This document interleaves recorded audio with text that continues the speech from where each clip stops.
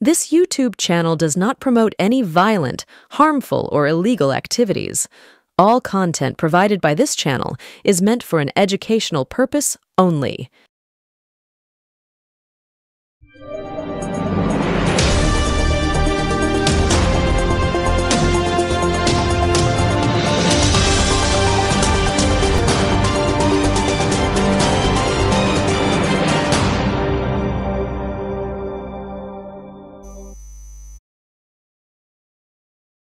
সুপ্রভাত, স্বাগতম, নমস্কার, আসসালামু আলাইকুম। প্রথমেই আমি আমার প্রিয় দর্শক বন্ধুদের কাছে একটি কথা বলতে চাই। সেটা হচ্ছে আজকে যে অনুষ্ঠানটি করছি সেটা অনেক রিস্ক নিয়ে করছি এবং বহু তথ্য বহু সূত্র মারফত আমরা পেয়েছি। এবং আপনারা জানেন যে গতকাল রাত্রিবেলা ইন্ডিয়া জোটের বৈঠক হয়েছে রাহুল গান্ধীর বাড়িতে, এবং তার আগেই রাহুল গান্ধী যে অ্যাটম বোম ফাটাবার কথা সেটা নিয়ে প্রবীরদা ইতিমধ্যেই দুটো অনুষ্ঠান করে ফেলেছেন। একটি তো গতকাল রাত্রি 8টায়, আরেকটির হিন্টস ছিল, আপনারা দেখছেন কিনা জানি না, সেটা হচ্ছে Prabir plus, please watch it. আর একটি কথা বলি, যে তথ্যগুলো দেব সে তথ্যগুলো সূত্র মারফত পেয়েছি এবং সুপ্রিম কোর্টের নির্দেশ অনুযায়ী। প্রথম এবং প্রধান কথাটা হচ্ছে একজন সাংবাদিক হিসেবে আমি বলতেই পারি, এবং আমি কিন্তু খুব রেজিস্টার্ড সাংবাদিক, এটুকুও আমি বলে রাখতে পারি। প্রথম। দ্বিতীয় ব্যাপারটা হচ্ছে সূত্রের সোর্স কেউ জানতে চাইবেন না। এত রকম কায়দা কানুন করছি কথার মধ্যে, তার কারণটা হচ্ছে যে যে কথাগুলো বলছি সেগুলো খুব মারাত্মক মারাত্মক ব্যাপার। প্রত্যেকে অনুষ্ঠানটা শেষ অবধি দেখবেন এবং 5 জনকে দেখতে সহযোগিতা করবেন এবং পারলে শেয়ার করবেন, প্লিজ প্লিজ প্লিজ। তাহলে শুরু করা যাক। একদম গোড়াতেই বলি, যেটা বলছিলাম, যে রাহুল গান্ধী তার বাড়িতে গতকাল ডিনার পার্টি ছিল। নামেই পার্টি, আসলে ডিনার পার্টির একটু ভিন্ন ধরনের। ভিন্ন ধরনের মানেটা হচ্ছে ইন্ডিয়া জোটে সকলে সম্মিলিত হয়েছিল, সকলের ইন্টারেস্ট হচ্ছে এসআইআর, অর্থাৎ নির্বাচন কমিশনার যে নিয়ম কানুন গুলো চালু করছে বা যেগুলো তুলে ধরার চেষ্টা করছে, যে বিভিন্ন জালি ভোটার ইত্যাদি ইত্যাদি, সেটা তিনি ধূলিসাৎ করেছেন। এবং তিনি তুলে ধরেছেন যে ব্যাপারটা, যে একেবারে জালিয়াতি চূড়ান্ত। এখন কি জ্ঞানেশ্বর না কি একজন আছেন, তার আগে তো রাজীব কুমার ছিলেন, এবং এরা একেবারে নরেন্দ্র মোদীর ইয়েস ম্যান হিসেবে কাজ করেছেন বলেই দাবি কংগ্রেসের। এবং এরা জালিয়াতি করেছে, মানে লাখ লাখ ভোটের জালিয়াতি করছে, লক্ষাধিক ভোটের জালিয়াতি করেছেন, সেটা প্রবীরদা কালকে বলেছেন। এবং আমরা আজকেও সেটার অংশবিশেষ রাহুল গান্ধী কি বলেছেন একটু অংশবিশেষ আপনাদেরকে তুলে টুকটুক করে দেখাচ্ছি। দেখুন, একটা টুকরো যাচ্ছে যে কোন কোন কেন্দ্রে, মানে তার দাবি, রাহুল গান্ধীর প্রধান দাবিটা হচ্ছে যে অন্তত 25টি লোকসভা আসন জালিয়াতি করা হয়েছে কর্ণাটক সহ বিভিন্ন জায়গাতে, এবং একটি কেন্দ্রে তো 1 লাখের উপর জালিয়াতি করা হয়েছে। এবং এইটা যে তিনি বলেছেন, তখন একটা পার্ট অফ নির্বাচন কমিশনার দাবি করেছেন যে রাহুল যেগুলো বলছেন সেগুলো তিনি ফোকাস করতে পারবেন কি, এবং তিনি কি এটা তুলে ধরতে পারবেন, এবং সেটা যদি করে তাহলে তিনি প্রামাণ্য কিছু দিন। তো উল্টে তো বলা যেতে পারে এনকে ডিজিটালের পক্ষ থেকে যে নির্বাচন কমিশন আগে প্রমাণ দিন যে তিনি যা করেছেন ঠিক করেছেন। আগেই রাহুল গান্ধী দেবে কেন? রাহুল গান্ধী তথ্য তুলে ধরেছে, আপনারা তো কিছু দিতেই চাননি। এক ঝলক একটু রাহুলের কথা শুনে নি, তারপরে এক এক করে পার্ট পার্ট করে আসবো। যে মোদির সময় খুব খারাপ, আমি ইয়ার্কি মারছি না, এত খারাপ যে মানে কল্পনা করতে পারবেন না। আমি প্রত্যেকটা কারণ আপনাদের সামনে তুলে ধরবো, একদম ভেতরের আন্দার কি বাত আপনাদের সামনে তুলে ধরবো। কিন্তু তাকে 12টা বাজানোর জন্য যিনি তৎপর, যারা তৎপর, তাদের অন্যতম একটি মুখ হচ্ছে কি বিরোধী দলনেতা রাহুল গান্ধী। এক ঝলক রাহুলের কথাটা শুনে নি, তারপরে আবার আপনাদের কাছে বক্তব্য নিয়ে আসবো one after another. Direction with massive swings, and this also included our own internal polling, which is quite sophisticated. So polling was showing us something, opinion polls are showing us something, polls, the regular polls showing us something, and suddenly we are finding the result is in the opposite direction. Third thing, we noticed that there is always a reason. There is always a reason given for this lack of anti-incumbency for this shift suddenly from these opinion polls, right? And the reasons are multiple: Ladli Behna, Pulwama, now Sindhur. So we saw this pattern, and then, of course, the most fundamental thing, that elections are choreographed. There was a time in আপনারা শুনলেন, এবং এটার বিস্তারিত ব্যাপারটা আপনারা নিজেরাই রাহুল গান্ধীর পেজে গেলেই টোটাল ব্যাপারটা জানতে পারবেন। কারণ অত্যন্ত দুঃখের সঙ্গে জানাই যে অধিকাংশ গদি মিডিয়া এটাকে দেখায়নি, কেউ দেখিয়েছে। আই মাস্ট অ্যাপ্রিসিয়েট আনন্দবাজার এটা দেখিয়েছে, আনন্দবাজার পত্রিকার পোর্টালে এটা দেখা গেছে, দেখিয়েছে সংবাদ প্রতিদিন, আজকাল ইত্যাদি ইত্যাদি। তো বাকি কে দেখিয়েছে জানি না, তবে এবার দেখানোর পালা শুরু। দালালি করে চতুর্থ স্তম্ভ হিসাবে এটাকে আর ধরে রাখা যাবে না। ক্যালকাটা নিউজ দেখিয়েছে, CN, I am proud of it.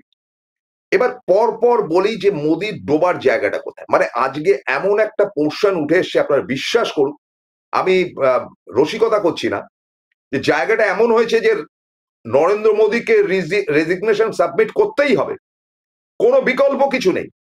কিন্তু তিনি যদি সাবমিট করেন বা তিনি যদি বেরিয়ে যান যে চাপের মুখে পড়ে, তাহলে এই যে ভদ্রলোকের চেহারা দেখছেন, এই যে ছবিগুলো আসছে, নানান রকম কমপ্লেন তার নামে জমা পড়েছে আরএসএস এর প্রধানের কাছে।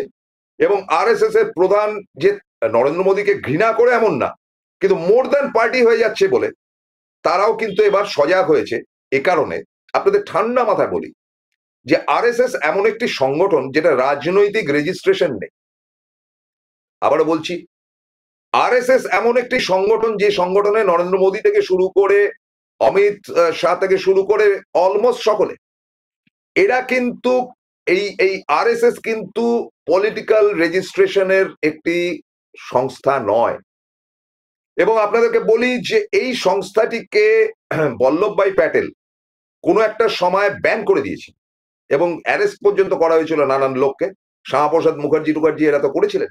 কি কজ অ্যান্ড রিজন, এই ঝঞ্ঝাটে আমি যেতে চাইছি না।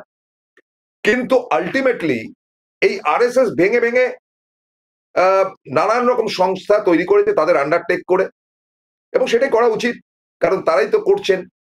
দ্বিতীয় ব্যাপারটি হচ্ছে যে মানে আরএসএস যদি এত বড় একটি সংস্থা হয়ে থাকে, তার এতটুকু অংশ হচ্ছে বিজেপি, তার বেশি কিছু না। ফলে বিজেপিতে কে নেতা হবেন, কে মুখ্য সচিব হবেন, কে পার্টির প্রেসিডেন্ট হবেন, কে মুখ্যমন্ত্রী হবে, কে প্রধানমন্ত্রী, এগুলো সব আরএসএস ঠিক করতো। মানে বাজপেয়ী অব্দি তো তাই হয়েছে। তো মোহন ভাগবতকে অত্যন্ত অসম্মান করেছেন নরেন্দ্র মোদী দুটো ব্যাপারে। একটি তো বলেছি, বারবার বলতে ইচ্ছা করে না, একটা মানে লাঞ্চ পার্টিতে তিনি অপমান করেছিলেন। দ্বিতীয়টি হচ্ছে গিয়ে রাম মন্দিরে গিয়ে পুজোটা দিয়েছিলেন নরেন্দ্র মোদী, সেখানে দর্শক হিসেবে ছিলেন মোহন ভাগবত, অথচ মোহন ভাগবত কিন্তু ব্রাহ্মণ। আপনাদেরকে বলি, এই ভদ্রলোক ব্রাহ্মণ, নরেন্দ্র মোদী কিন্তু ওবিসি, মানে দাবি করে থাকেন, জানি না তিনি কি বৃত্তান্ত, তার তো কিছুই আমরা জানি না। তো সেটাতে অসম্মানিত হয়েছেন। তবে হ্যাঁ, মানে আরএসএস এর ইচ্ছে অনুযায়ী যে আলটিমেটলি রাম মন্দিরটা হয়েছে, তাদের মোহন ভাগবত খুশি। কিন্তু পার্টিটাকে এমন জায়গায় নিয়ে গেছেন নরেন্দ্র মোদী যে পাত্তা দিচ্ছেন না আরএসএস কে। আরএসএস এর একটা ধারণা হয়েছে যে মোদী যদি এইভাবে চলতে থাকে, এটা ডিক্টেটরশিপ বা ফ্যাসিজমের লক্ষণ, তাহলে আরএসএস সংস্থাটি থাকবে না, কারণ সেটাকে ভেঙে দেওয়ার চেষ্টা করে। ফলে তুমি আমাকে মারার আগে আমি তোমাকে খতম করব, এই পলিসিতে কিন্তু আরএসএস গেছে বলেই সংবাদ সূত্রের মাধ্যম বিভিন্ন প্রবীণ সাংবাদিকরা তা বলছেন, যারা এখন আর কেউই এই গদি মিডিয়ার মধ্যে নেই। সম্প্রতি দেখলাম স্যার দেশাইও মুখ খুলেছেন। স্যার দেশাই তো আছেন বোধহয় কোনো জায়গায়। কিন্তু আমি অবাক হচ্ছি যে জয়ন্ত ঘোষালের মতন প্রবীণ, অত্যন্ত শিক্ষিত, আমাদের অত্যন্ত প্রিয় সাংবাদিকরা সবকিছু জানা। Jayanta Ghoshal is very close two RSS and কি বলে বিজেপি। তিনি এখনো মুখ খুলছেন না কেন আমি জানি না, I don't have any idea. তবে আমি একটা করে নরেন্দ্র মোদী কি কারণে দুঃসময়ের ঝড়ের মুখে পড়েছেন আমি বলছি, একটা করে প্রত্যেকটা পয়েন্ট বলবো। প্রথম হচ্ছে দলের অভ্যন্তর, যেটা আপনাদের বলছিলাম। দেখুন, দলের অভ্যন্তরে নরেন্দ্র মোদীর উপরতে যে চোটে রয়েছে সেটা তো প্রথম কথা বাস্তব, কিন্তু বিজেপিরই একটি অংশ নরেন্দ্র মোদীর উপর খ্যাপা। তাদের কেউ মোহন ভাগবত সহ আরএসএস এর বিভিন্ন প্রধানদের কাছে গিয়ে বলেছেন, যেমন এই ভদ্রলোককে দেখে রাখুন, ইনি নরেন্দ্র মোদীকে পাত্তা পর্যন্ত দিচ্ছেন না। ডেসপারেটলি গত পরশুদিন নরেন্দ্র মোদী, পরশুদিন বা তার আগের দিন, না পরশুদিন, সোমবার, হ্যাঁ সোমবার দিন, পরশুদিন না সোমবার দিন নরেন্দ্র মোদী একটি মিটিং ডেকেছিলেন এনডিএর। তিনি তাতে জানেননি, পাত্তাই দেননি। তিনি বলেন আমার অন্য কাজ আছে। নরেন্দ্র মোদীকে নমস্কার পর্যন্ত করেননি কোন একটা জায়গা থেকে, সেটা তো আমরা দেখিয়েছি, আমি দেখিয়েছি, প্রবিদ্যা দেখিয়েছে। তো এত সাহস নীতিন গডকরি পাচ্ছে কোত্থেকে? নীতিন গডকরির পেছনে যেমন রয়েছে আরএসএস, তেমন বিরোধীদের একটা বড় অংশ চাইছে এই মুহূর্তে নরেন্দ্র মোদী মোটামুটি ভোগের খাতায় গিয়ে নীতিন গডকরি প্রধানমন্ত্রী হন। তাতে আপত্তি নেই বোধহয় কংগ্রেসেরও কারণ এখন, তারপরে আবার লড়াই করে যা আবার হবে, কিন্তু একে মানে ভাগাও। ফলে নীতিন গডকরির কি হবে তো জানি না, কিন্তু গডকরিকে বুদ্ধি দিচ্ছেন, গডকরির দুঃসাহসের পেছনে রয়েছে কিন্তু আরএসএস, অ্যাবসলিউটলি জেনে নিন। এবং আরএসএস নরেন্দ্র মোদীকে পক্ষান্তরে জানিয়ে দিয়েছে যে তোমার 75 বছর হলে তুমি মানে বিদায় হও, আর যদি জোর করে থাকো, মানে ওই বিহার ফিলেকশনে তো মোটামুটি 12টা বাজবে, তারপর তোমাকে যেতেই হবে। নরেন্দ্র মোদীর মধ্যে একটা আতঙ্ক তৈরি হয়েছে যে তিনি যদি আজকে চলে গিয়ে সমুদ্র তটে বসে থাকেন, তাহলে তিনি বিপাকে পড়বেন। এবং কেউ কেউ বলছে জেল হাজত হতে পারে। কি মারাত্মক কথা! আমার বক্তব্য না বা আমাদের বক্তব্য না, আমরা যাচাই করিনি, কিন্তু প্রবীণ সাংবাদিকরা বলছেন, তারা বলছেন যে এর জেল হাজত পর্যন্ত হতে পারে। কি এমন অপরাধ করলেন যাতে করে জেল হাজত হতে পারে? বলবো সব বলবো। এখন ঘটনা হচ্ছে যে তিনি সেটাকে বুঝে, এই বিপজ্জনক জায়গাটি বুঝে, ওই সেদিনকের মিটিং এ যেদিনকে নীতিন গডকরি অনুপস্থিত ছিলেন, তিনি ভূয়সী প্রশংসা করেছেন অমিত শাহ। তিনি ভাবছেন যে তাকে যদি নেহাত চলে যেতেই হয়, তারপরে তো তদন্ত শুরু হবে, আমেরিকার চাপ আসবে, ইত্যাদি ইত্যাদি। এই স্কোপটা কিন্তু আরএসএস তখন টলারেট করবে না, এবং অমিত শাহ যদি প্রধানমন্ত্রী হয় তাহলে একমাত্র মোদী বাঁচোয়া। কিন্তু মোদী আরেকটা জায়গায় ভুলে যাচ্ছেন, মোদী যে খুব ধুরন্ধর বুদ্ধিমান এমন না, তাকে বুদ্ধি দেওয়ার প্রচুর লোক রয়েছে। তিনি বিশাল বিজ্ঞ এমনও না, কিন্তু শোম্যান। তাকে শো করার জন্য যা যা করা সম্ভব সেগুলো তিনি করতে পারেন, এবং সেটা এক ধরনের ফ্যাসিজমের লক্ষণ। কারণ আপনারা দেখবেন যে এই শোম্যানশিপের কারবার আমরা দেখে এসেছি বিভিন্ন সময়।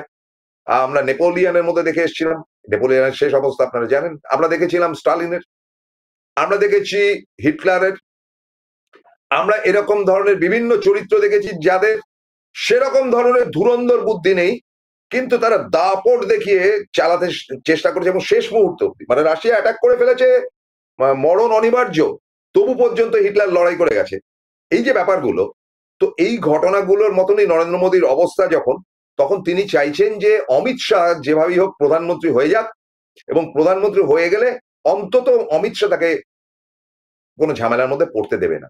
ব্যাপারটা তো সোজা না, কারণ আরএসএস এর ব্যাড বুকে যদি নরেন্দ্র মোদী থেকে থাকেন, তার থেকে অনেক বেশি ব্যাড বুকে রয়েছে কিন্তু অমিত শাহ। কারণ অমিত শাহ দীর্ঘদিন ধরে বকলমে কিন্তু দেশটা চালাচ্ছেন এই ইডি সিবিআই দিয়ে। এই আজকের সকালবেলা খবর, গতকালই খবরটা বেরিয়েছে যে বিচারপতি, সুপ্রিম কোর্টের বিচারপতি বলেছেন যে এখনো পর্যন্ত ইডি সিবিআই এর দাপটে 0.1% লোক অপরাধী সাব্যস্ত হয়েছে। 0.1% লোক। তাহলে এত কিসের ঝামেলা, কিসের এত হই হট্টগোল, কিসের এত প্যাকপ্যাকানি?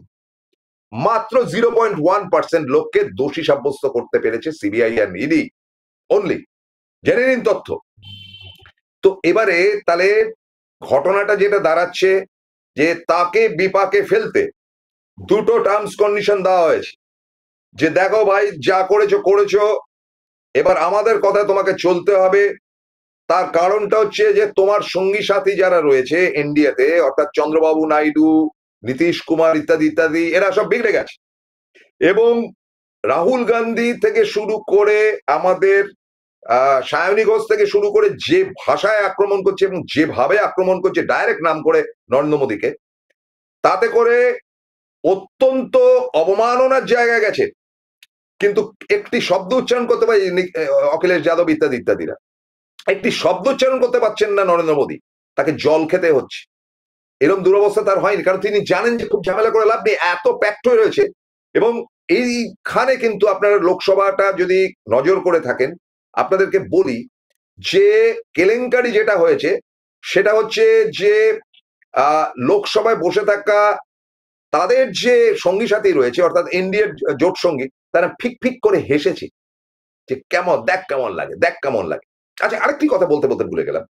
এই যে 240টি আসন জিতেছে, যেটা 273 থেকে, তো আপনারা জানেন যে 33টি কম।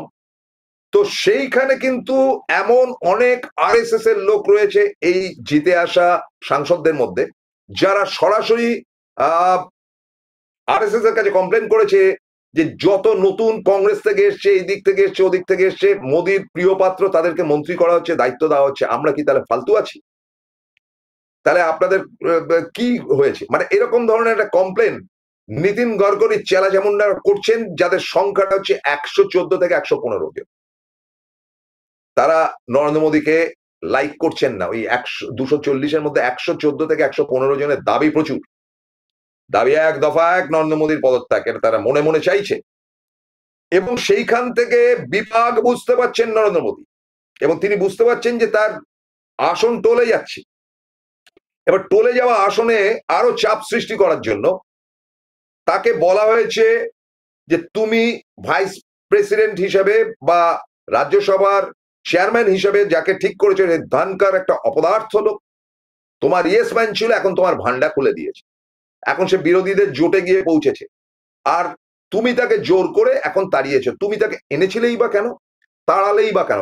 এটাও কিন্তু ঘটনা যে আপনারা ভাবছেন ধনকরের শরীর খারাপ হয়েছে, সেসব ঘটনা না। ধনকর মুখ খুলতে আরম্ভ করেছে এবং বিরোধী ক্যাম্পে গিয়ে হাজির হয়েছে, এবং সেটা আরএসএস জানতে পেরে সোজাসুজি বলেছে যে তুমি আর এনেছো ধনকরকে, যে কিনা আরএসএস প্রমোটেড নয়, আবার তুমি তাকে ভাগাচ্ছ, অতএব তুমি আর ডিসাইড করতে পারবে না who will be the vice president of India. সেখান থেকে তাদের চয়েস এমন একজনকে, যার মুখ্যমন্ত্রী হওয়ার কথা ছিল রাজস্থানের বসুন্ধরা রাজে সিন্ধিয়া। সিন্ধিয়া পরিবার শুধু না, ওদের পরিবারের বিজয় রাজে সিন্ধিয়া, বসুন্ধরা রাজে সিন্ধিয়া, এক মাধবরাও সিন্ধিয়া ছাড়া সকলেই একেবারে আরএসএস এর ঘনিষ্ঠ তো বটেই, দারুণ ঘনিষ্ঠ, এবং এদের উপর খুব রিয়েলাইজ করে, বিলিভ করে।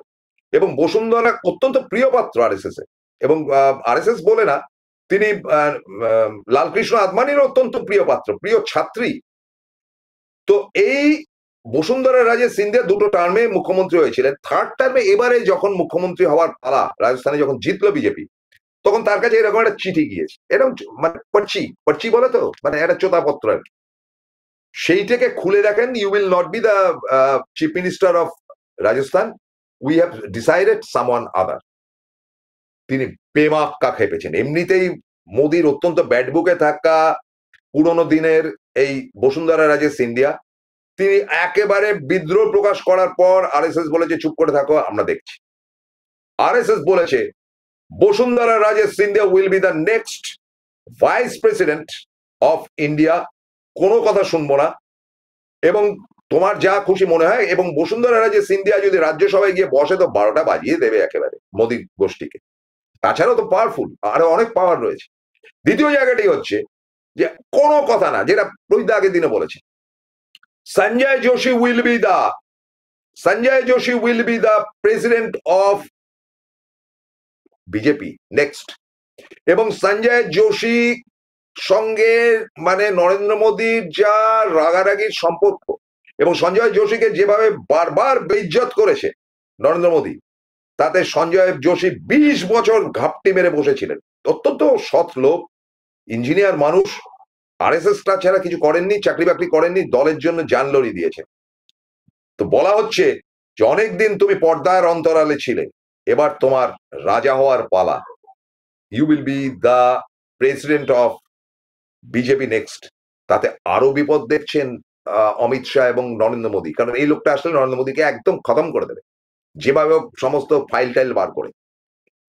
তো সুতরাং তারপরে কি, একটা ছোট্ট বিরতি নিতে হবে, বিরতির পর পার্ট 2-তে ফিরবো।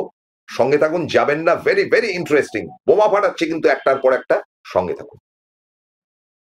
Found Kolkata's first ever sweet shop serving so unique items like Dab Malai Curry, Motichur Truffle, Gajor Borfi, Dab Kalakand, and I had to try them. শুধু তাই নয়, শক্তিগড়ের ল্যাংচা, বর্ধমানের সীতাভোগ, মালদার পোস্তকদম, বহরমপুরের ছানা বড়া, এগুলো সবকিছু খেতে হলে আর এত দূরে যেতে হবে না। সুন্দরিনী ন্যাচারালসে পেয়ে যাবে পশ্চিমবঙ্গের বিখ্যাত 10টা জেলার মিষ্টি all under the same roof. এদের বেস্ট সেলার্স কচি ডাবের শাঁস দিয়ে বানানো ডাব মালাইকারি আর কলা পাতায় মোড়া গুড়ের সন্দেশ পাতুরি আর আ মাস্ট ট্রাই।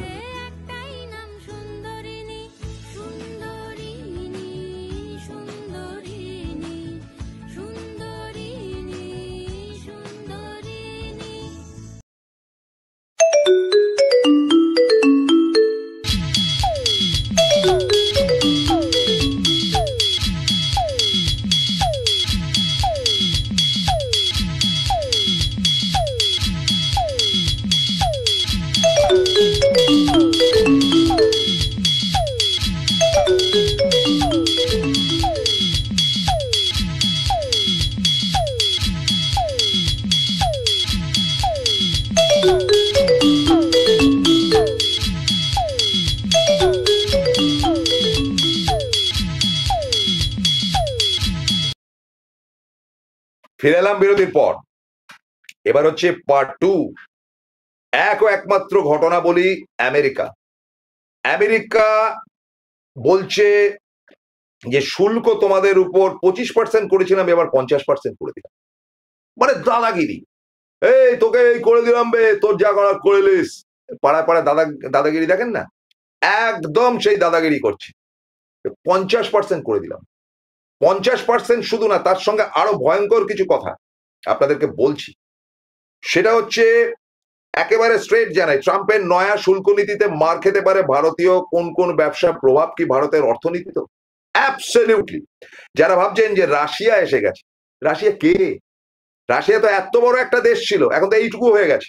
রাশিয়া ভেঙে তাজিকিস্তান, কাজাকিস্তান, তুর্কিমেনিস্তান থেকে শুরু করে ইউক্রেন ফিউক্রেন সব ভেঙে গেছে। ওই রাশিয়া কি দেবে ভারতকে? তেল ছাড়া দেওয়ারটা কি আছে? তাই তারা কি বলছে, বাংলাদেশ ভিয়েতনামের মতন দেশ থেকেও আমদানি করা পণ্যে কম শুল্ক আরোপ করেছে ভারত।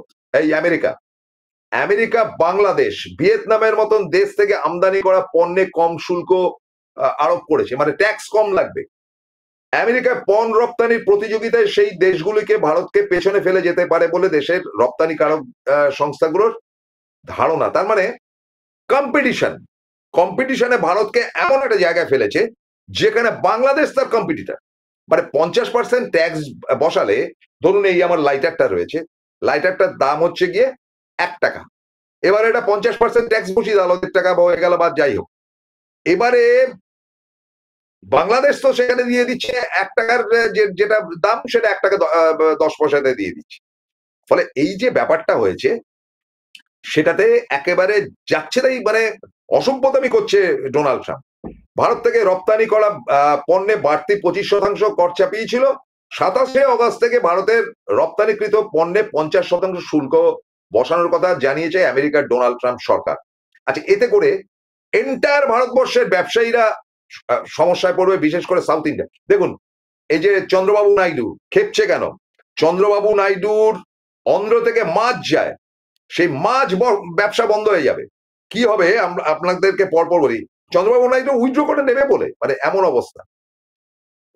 আমেরিকার ভারত থেকে দামি জহরত, গয়না, কাপড়, সামুদ্রিক মাছ, গাড়ির যন্ত্রাংশ কেনে, সেই ব্যবসা এবার ধাক্কা খেতে পারে বলে আশঙ্কা বণিক মহলের। দ্বিতীয় ব্যাপারটা হচ্ছে যে আইটি, মানে ইনফরমেশন এন্ড টেকনোলজির যে কাজ হয়, যেটা আমাদের এই সল্টলেক বা এখানে হচ্ছে, যেটা নিউ টাউনে, তারা মার খাবে মানে সেটার একটা বড় বিজনেস কিন্তু আমেরিকার সঙ্গে হয়। তাদের যারা সেখানে কাজ করছে তাদের অনেককেই বলা হয়েছে, এই একদম রিসেন্ট কথা বলছি, এবার কেটে পড়ো, আমেরিকাতে আর থাকতে হবে না। অর্থাৎ আমেরিকা থেকে ভাগিয়ে দেওয়া হচ্ছে ইন্ডিয়ানদের।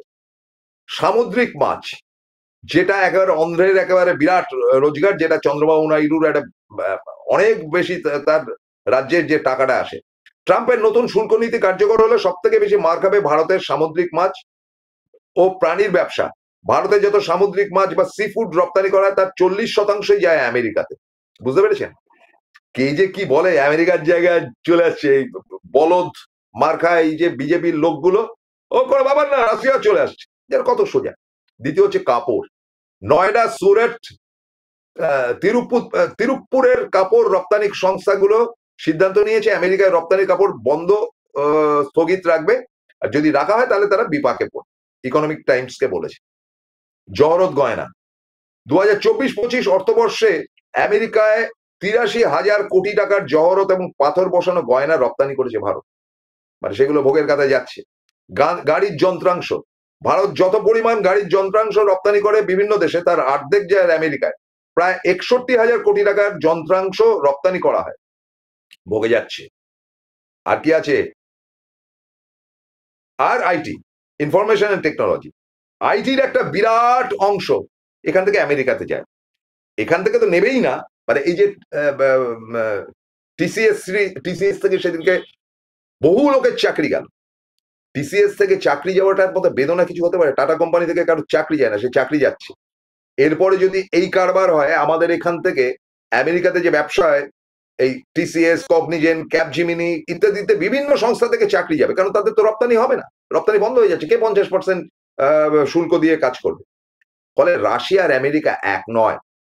এতদিন বাদে ইন্টারন্যাশনাল চ্যানেলগুলো বলছে যে নরেন্দ্র মোদীর উপর ট্রাম্পের রাগের অনেকগুলো কারণ আছে। কারণ নাম্বার 1, সেটা হচ্ছে যে মোদী গতবারে যেটা বলেছিল, যেটা অভিষেক বন্দ্যোপাধ্যায় আজকে শুনিয়েছেন, পরে দেখাচ্ছি, যে আগলিবার ট্রাম্প সরকার। এবার পাল্টি মেরে তার কাছে খবর ছিল যে কমলা হ্যারিস জিতবে, তিনি কমলা হ্যারিসের হয়ে খুব ক্যাম্পেন করেছে।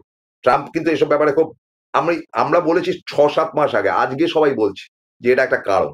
আমরা কবেতে বলেছি আপনারা সাক্ষী, বলবেন ইয়েস বলেছি কি বলিনি। দ্বিতীয় ব্যাপারটা হচ্ছে তেলটা আমেরিকার বড় ব্যবসা। সারা পৃথিবী জুড়ে যত তেল আমদানি বা রপ্তানি হয়, সেগুলোকে আমেরিকা, যে তেলগুলোকে এক্সট্রাক্ট করা হয় বা তোলা হয়, সেগুলো সমস্ত এজেন্সি নিয়ে বসে আছে আমেরিকা, মানে মিডল ইস্ট, দুবাই ফুবাই সমস্ত জায়গায়। তারা রাজার জায়গা, তারা সুলতানের জায়গা, তারা ওইসব তেলকে বিক্রি করে আমেরিকাকে দিয়ে বসে আছে। আচ্ছা, এছাড়া তেল কারা বিক্রি করে? ইরান করে, ডাইরেক্ট সেল করে ইন্ডিয়াকে। আর কে করে? আর করে রাশিয়া অ্যান্ড ইউক্রেন। এদের এখানে তেলের একটা ভান্ড আছে। তো আপনাদেরকে বলি যে সম্প্রতি যে খবরটি বেরিয়েছে, যেটা রাহুল গান্ধী তার বক্তব্যের মধ্যে ডবল এ বলেছে, A&A, একটা তো আদানি, আরেকটা কি আম্বানি? প্রশ্ন, আমি কিন্তু বলছি না। যেটা সূত্র মারফত জানা যাচ্ছে যে আমেরিকার কাছে খবর রয়েছে যে এই আম্বানি নাকি রাশিয়া থেকে যে তেলটা ভারত কিনতো, সেটা অত্যন্ত সস্তায় ওই র তেলটাকে কিনে এনে এখানে ঠিকঠাক করে গুছিয়ে গাছিয়ে সেগুলোকে বিরাট দামে বাইরে বিক্রি করেছে, ভারতে একটাও দেয়নি। সেটা কি আম্বানি করেছে। এবং নরেন্দ্র মোদী যখনই দুবাই ইত্যাদি বিজনেসে গেছেন, তার পেছন কিন্তু আম্বানি গেছেন। অর্থাৎ রাশিয়া থেকে সস্তায় তেল কিনে সেগুলোকে রিফাইন করে, রিফাইনটা হচ্ছে ইংরেজি কথা, মানে সেগুলোকে একদম যাতে গাড়িতে দেওয়া যায় সেই রিফাইন অয়েল করে, বা এরোপ্লেনে দেওয়া যায় সেটাকে গ্যাসোলিন বলা হয়, সে কেরোসিনের গন্ধ সেটাতে। মানে যদি একটু চেষ্টা করে যে হেলিকপ্টার বা প্লেন কিন্তু রিফাইন কেরোসিন দিয়েও চালানো যায়, সেইটাকে বলে গ্যাসোলিন। তো সেগুলোকে আমদানি করেছিল রাশিয়া থেকে, রিফাইন করে সেগুলো বাইরে বিক্রি করে দিয়ে। কিরম লোক চিন্তা করুন, মানে সূত্র মারফত যে খবর পেলাম, এটাতে আমেরিকা বেমাক্কা খেপেছে। এবার তৃতীয় কথা, ইরান থেকে যে মালটা আসে, যে তেলটা আসে, সেটা আমেরিকা জানতো, কিন্তু কে দেয়, কে এটা নিচ্ছে? আমেরিকা খবর বার করেছে যে সেটা নাকি ইরান থেকে জাহাজে করে এসে গুজরাতের একটি পোর্টে পৌঁছাচ্ছে, যে পোর্টটির পুরো দায়িত্বে রয়েছে আদানি। এবং সে আদানি কিন্তু সেই তেলগুলোকে সাপ্লাই করছে দেশের অভ্যন্তরে, এবং তাতে তার একটা বিরাট পার্সেন্টেজ থাকছে। আদানি তো এমনিতেই শরীর খারাপ, পেট খারাপ হয়ে গেছে, আমেরিকা এমন প্রেশার দিচ্ছে হিন্ডেনবার্গ দিয়ে, সেটা পরে বলছি। তো আদানি দেখছে যে তো মহাবিপদ, আমার নাম কেন জড়িয়ে যাচ্ছে বাবা। তিনি সম্প্রতি ওই যে ডেকটা রয়েছে, সেটা এম দিয়ে না বি দিয়ে কি দিয়ে, নামটা মাথায় আসছে না, সেখান থেকে তিনি রিজাইন করেছে, বলে আমি এর মধ্যে নেই, বলে রিজাইন করেছে। এই তো গতকাল না গত পরশু দিনের খবরটা বুঝতে পেরেছেন তো, যে তেলটা যে আসতো সেটাও আদানির মারফত। আদানি বলছে আমি আর এর মধ্যে নেই। আমেরিকা খোঁজেছে, তারা এমনি আদানির উপর ক্ষেপে রয়েছে হিন্ডেনবার্গ। এবং বক্তব্য যেটা আমেরিকার, যে হিন্ডেনবার্গ যে রিপোর্টটা বার করেছে সেই রিপোর্টটাতে বলছে আদানি কোটি কোটি কোটি কোটি টাকার 2 নম্বরই করেছে শেয়ার মার্কেটে, সুতরাং তাকে অ্যারেস্ট করতে হবে। এবং আমেরিকার কোর্ট কিন্তু তাকে, আমেরিকার একটি কোর্ট আদানিকে দোষী সাব্যস্ত করে তাকে গ্রেপ্তার করার আদেশ দিয়েছে। 6 মাসের জন্য সেটা ধামাচাপা রয়েছে। যে কোনো দিন আদানি যদি গ্রেপ্তার হয়, আদানি কার নাম বলবে বলছি না আমি, আপনারা ঠিক করুন। এবং সেটা যদি হয়, কেলেঙ্কারির অ্যাক্সেস, দেশের প্রধানকে তো আর অ্যারেস্ট করা যায় না, কিন্তু অনেক কিছুই করা যায়, বেজ্জত হয়ে যাবে দেশের বাইরে ভেতরে। বুঝতে পারছেন ব্যথাটা কোথায়? কেন বুকটা ধুকপুক ধুকপুক করছে আমেরিকার উপর? কেন আমেরিকাকে একটা বাজে কথা বলছে না? কেন আমেরিকার সম্বন্ধে একটি শব্দ উচ্চারণ করছে না? রাশিয়ার সঙ্গে তেলের ব্যবসা করবে।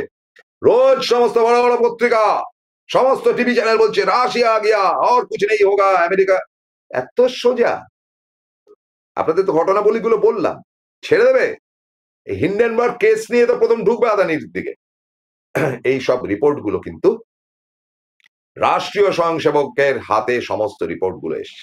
তাদের বক্তব্য পরিষ্কার, তারা রাইটিস্ট থিঙ্কিং এ বিশ্বাসী।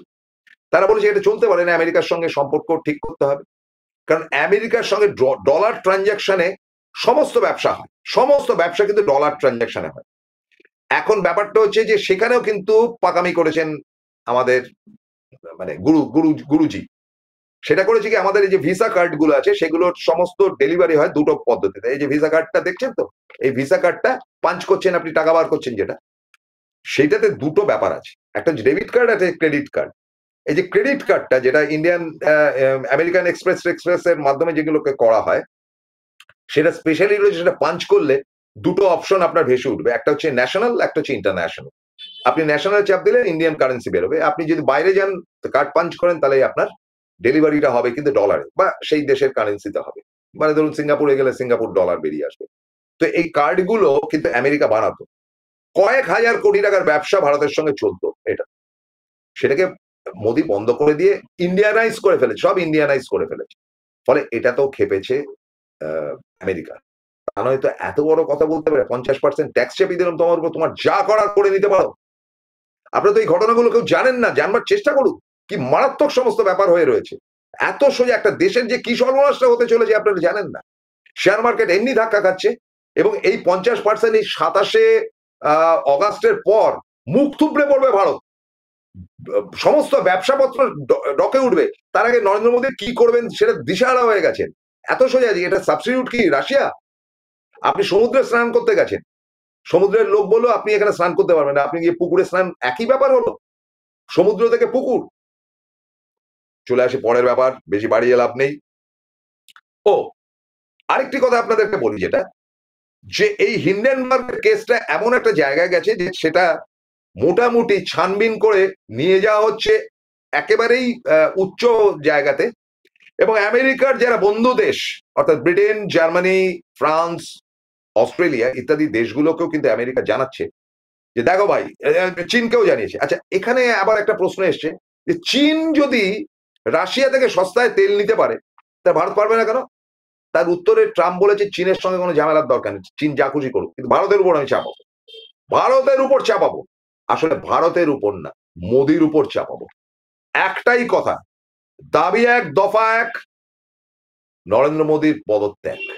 এটা আমেরিকা চাইছে, আর পদত্যাগ করলেই সমস্ত ক্ষেত্রগুলো উঠবে। সেখানে যদি আজকে নতুন প্রধানমন্ত্রী হন, সেটা তো ডেফিনিট করেই অমিত শাহ হবে না, সেটা তো ডেফিনিট করেই তার প্রিয় পাত্র হবে না। তাহলে কে হতে পারে? সেটার জন্যই তো রহস্যটার জায়গায় রহস্য থাকছে। ফলে জায়গাটা অত্যন্ত ভয়ঙ্কর জায়গায় যাচ্ছে। এইবারে আপনাদেরকে বলি যে দুদিন আগে হঠাৎ করে রাহুল গান্ধীর সঙ্গে রাজনাথ সিং একটা মিটিং করলেন। কিসের মিটিং, কি মিটিং হয়েছে কেউ জানে না, কোনো খবরের কাগজে বলার কোনো ইচ্ছাও নেই যে কি মিটিং হয়েছে সেটা বার করা। সূত্র দাদা, সূত্র আর মগজাস্ত্র শুনলে চমকে যাবেন।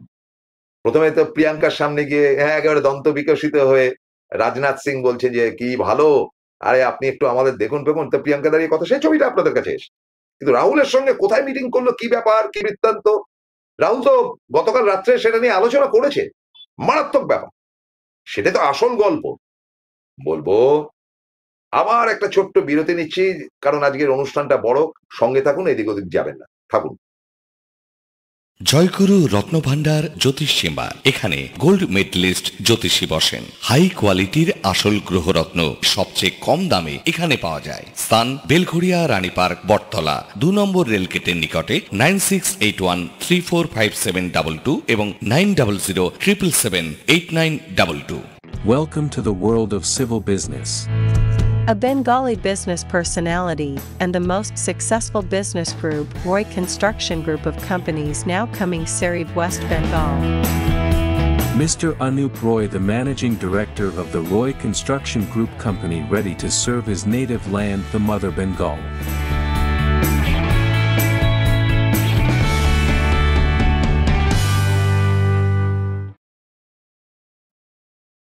ফিল্ম বেরোতিবার part 3। So interesting. Rajnath Singh এর সঙ্গে কি কথা হলো রাহুলের, কি হতে পারে? দেখুন, নরেন্দ্র মোদী মমতা বন্দ্যোপাধ্যায় মিটিং করছে।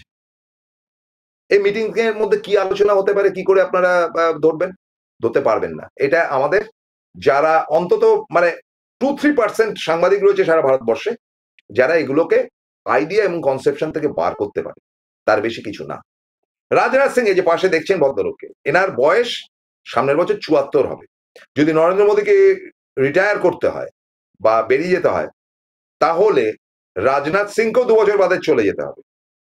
ফলে কি আলোচনা হতে পারে? রাজনাথ কি নরেন্দ্র মোদীর দূত হিসাবে গিয়েছিলেন রাহুলের কাছে, ব্যক্তিগতভাবে গিয়েছিলেন, নাকি আরএসএস তাকে পাঠিয়েছে? এরকম ধরনের অনেকগুলো প্রশ্ন থাকতে পারে। কিন্তু কথা তো হয়েছে ডেফিনিট করেই, যে কথাটা গতকাল রাত্রিবেলা রাহুল কিন্তু এক্সপোজ করে দিয়েছেন ইন্ডিয়া জোটের সবাইকে। কি কি কথা হতে পারে আসুন ধারণার মধ্যে আপনারা উত্তর দেবেন। এটা আমার কনসেপশন থেকে বলছি। পয়েন্ট নাম্বার 1, রাহুলকে তিনি বলেছেন যে উপরাষ্ট্রপতি তো ঠিক হচ্ছে, তা দল বলছে আমাকে উপরাষ্ট্রপতি হবে। এগুলো হচ্ছে কি আমার স্পেকুলেশন, নট কারেক্ট। তো আপনারা একটু আমাকে সহযোগিতা করুন। এটা হয়তো বলতে পারে। এটা হচ্ছে কি আমার ধারণা অনুযায়ী ফার্স্ট। রাহুল কি উত্তর দিয়েছেন জানা নেই। অথবা তিনি বলতে পারেন যে দেখুন, উপরাষ্ট্রপতি এমন একজন আপনারা ঠিক করুন যাকে জিতিয়ে আনতে পারেন। এ কি কথা?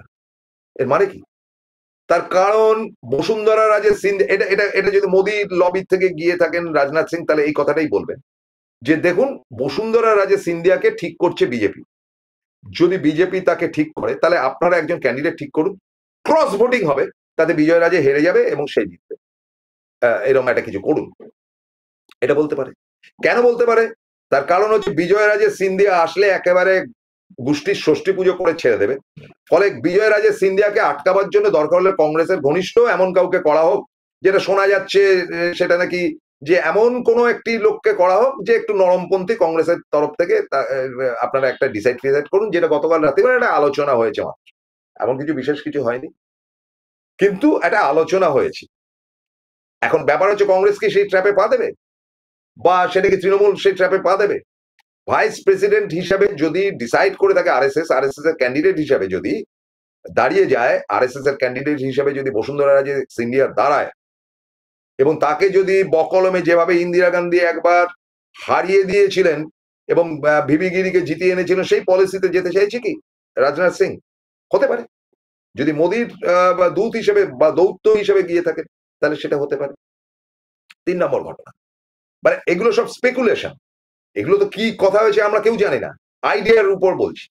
3 নম্বর ঘটনা যেটা হতে পারে, যে গিয়ে একেবারে ঘেটে দিয়ে আসছে যে দেখুন, আমি তো আরএসএস এর লোক, বেসিক্যালি আপনাদের সঙ্গে তো আমার দীর্ঘদিনের ভালো সম্পর্ক, নরেন্দ্র মোদী বাড়াবাড়ি করছে, আপনার চাপ বাড়ান নরেন্দ্র মোদী। এটাও বলতে পারে। নরেন্দ্র মোদী বিন্দুমাত্র বিশ্বাস করে না রাজনাথ সিংকে, কিন্তু উপায় নেই, কারণ অমিত শাহ এত খারাপ ব্যবহার করেছে বিরোধীদের সঙ্গে যে সেখানে গিয়ে কথা বলার উপায় নেই। তো ফলে এভরিথিংস ডিপেন্ড অন এভরিবডি।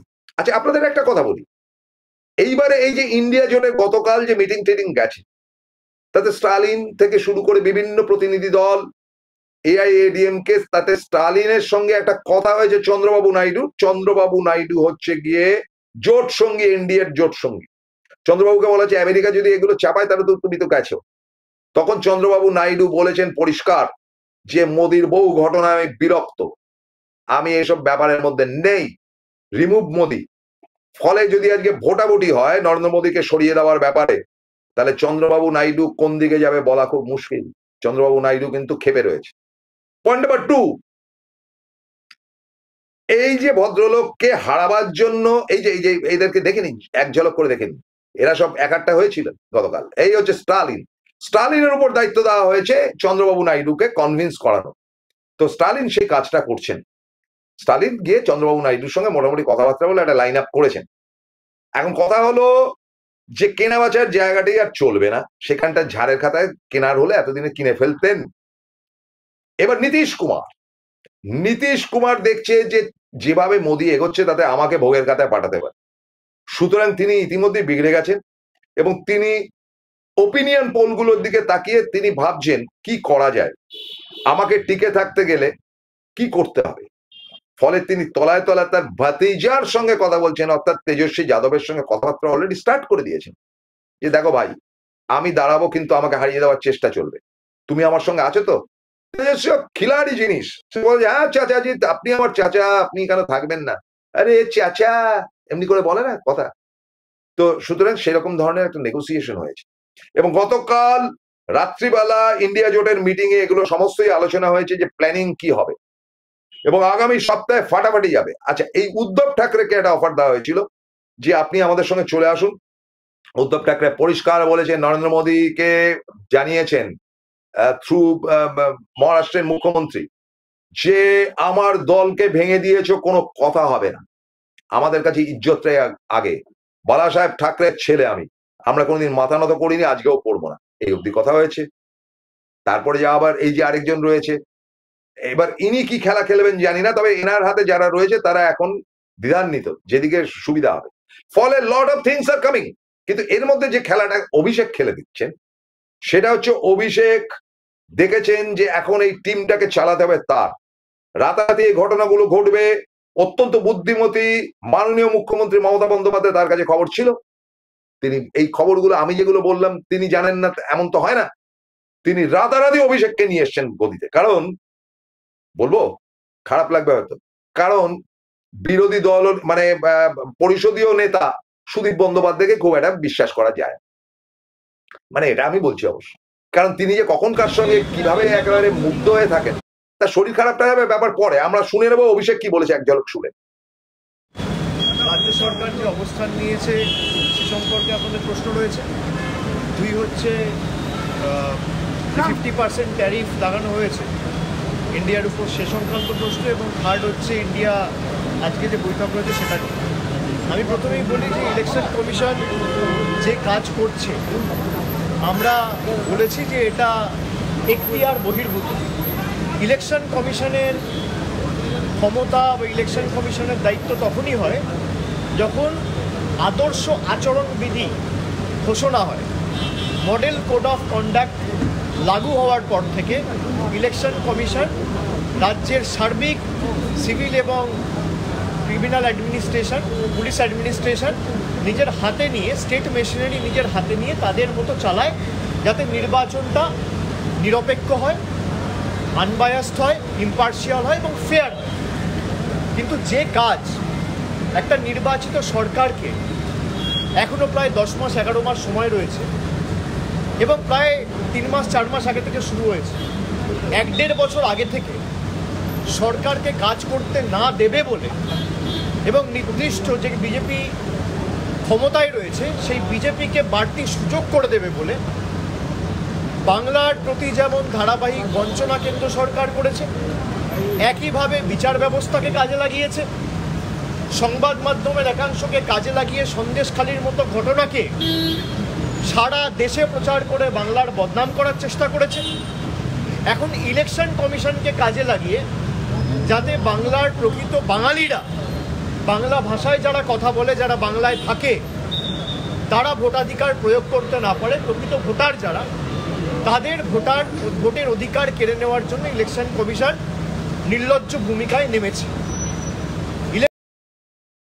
বুঝতে পারছেন তো অভিষেকের ভাষাটা, নির্লজ্জ ভূমিকায় নেমেছে। ফলে যেটা মমতা বন্দ্যোপাধ্যায়ের সঙ্গে রাহুলের যে কথাবার্তা হয়েছে, তো মমতা বন্দ্যোপাধ্যায় বলেছে যে অভিষেক ইজ গোয়িং। আপনারা অনেকেই ভাবছেন হঠাৎ অভিষেককে নিয়ে আসলো, এটা সুদীপের দ্বারা হতো না। সুদীপদা নরমপন্থী লোক, তার সঙ্গে বিজেপির লোকেদের সঙ্গে খুব দহলম্বন, খুব ভাব ভালোবাসা আছে। ভাব ভালোবাসা দিয়ে পার্টির কমান্ডিং জোনটা চালানো যায় না। অভিষেক এগুলো পরোয়া করে না। অভিষেক অত্যন্ত পার্সোনালিটিফুল ছেলে, অত্যন্ত ব্যক্তিত্বপূর্ণ ছেলে, এবং দল কি করে চালাতে হয় অভিষেকের কাছ থেকে শেখার ব্যাপার আছে। আমি মমতাদিকে ছোট করছি না, কিন্তু তার কাছে ওই আমার কাছের লোক, তোমার দূরের লোক, সাংবাদিকরা আমার কাছের আদরের, এসব ব্যাপার স্যাপার অভিষেক পাত্তা দেয় না। ফলে গতকাল অভিষেকের একটা মস্ত বড় ভূমিকা গেছে। সবই একদিনে শুনে নেবেন। আপনাদের তো বলছি ঝড় উঠেছে, বাউল বাতাস, আজকে হবে সাথী। সুতরাং ঝড় উঠেছে, কিন্তু এই ঝড় মোদিকে সরিয়ে দেওয়ার ঝড়। এই দুঃসময় মোদির দুঃসময়। দেখুন, দুঃসময় এবং ঝড় কিরকম একটা অদ্ভুত ব্যাপার। দুঃসময় লিখেছিলেন বুদ্ধদেব ভট্টাচার্য, প্রয়াত মুখ্যমন্ত্রী, আর ঝড় বলে যে একটা সিনেমা হয়েছিল, সেই সিনেমাটার পরিচালক ছিলেন প্রয়াত উৎপল দত্ত, দুজনে বামপন্থী।